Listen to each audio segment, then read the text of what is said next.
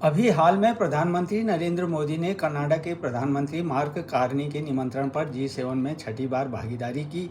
Modi G7 की शिखर बैठकों में 2019 से लगातार अतिथि देश के रूप में भाग लेते रहे हैं।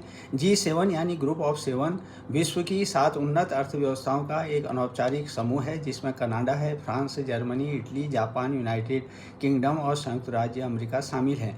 G7 में प्रधानमंत्री नरेंद्र मोदी ने आतंकवाद के विरुद्ध भारत के जीरो टॉलरेंस के रुख को दोहराया और पहलगाम आतंकी हमले की निंदा करने के लिए विश्व के नेताओं के प्रति आभार प्रकट किया।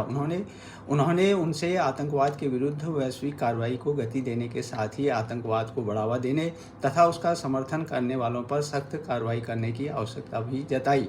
प्रधानमंत्री ने सभी के लिए समान रूप से प्रौद्योगिकी के उपयोग और इसके लिए मानव केंद्र दृष्टिकोण के संबंध में भारत के अनुभव का भी उल्लेख किया। उन्होंने आर्टिफिशियल इंटेलिजेंस से जुड़ी चिंताओं से निपटने और इस क्षेत्र में नवाचार को बढ़ावा देने के लिए वैश्विक शासन से जुड़े मुद्दों पर भी ध्यान देने का आह्वान किया।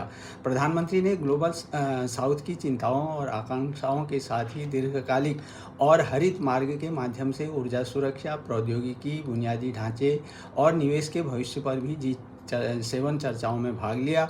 उन्होंने G7 के सभी नेताओं से अलग अलग आपसी हित के क्षेत्रीय और वैश्विक मुद्दों पर गहन विचार विमर्श किया। इसके अलावा G7 में आमंत्रित दक्षिण अफ्रीका, ऑस्ट्रेलिया, दक्षिण कोरिया, मैक्सिको, ब्राज़ील और के नेताओं के साथ भी उनकी द्विपक्षीय बैठकों में विभिन्न क्षेत्रों में सहयोग को और आगे ले जाने की प्रतिबद्धता व्यक्त की गई। लेकिन मोदी की G7 की मेज़बानी कर रहे कनाडा के प्रधानमंत्री मार्क कार्नी के साथ द्विपक्षीय बैठक जो है कई दृष्टियों से महत्वपूर्ण रही। यह मोदी की अप्रैल 2015 के बाद करीब 10 साल बाद कनाडा की यात्रा थी। वर्ष 2015 में उनकी यात्रा के दौरान आपसी संबंधों को रणनीतिक साझेदारी तक बढ़ाया गया था। कार्नी के साथ अपनी बातचीत के दौरान मोदी ने भारत तथा कनाडा के द्विपक्षीय संबंधों में पारस्परिक निवेश की महत्ता को उजागर करते हुए कहा कि लोकतांत्रिक मूल्यों को समर्पित कनाडा और भारत मिलकर लोकतंत्र को मजबूत कर सकते हैं, मानवता को मजबूत कर सकते हैं।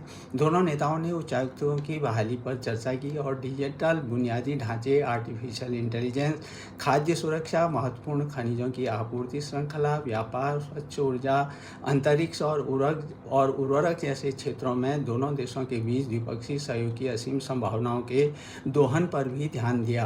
कार्नी ने भी माना कि जी शिखर सम्मेलन में भारत को नियमित रूप से शामिल किया जाना इस बात का प्रमाण है कि भारत और प्रधानमंत्री नरेंद्र मोदी इस समूह के लिए कितने महत्वपूर्ण हैं।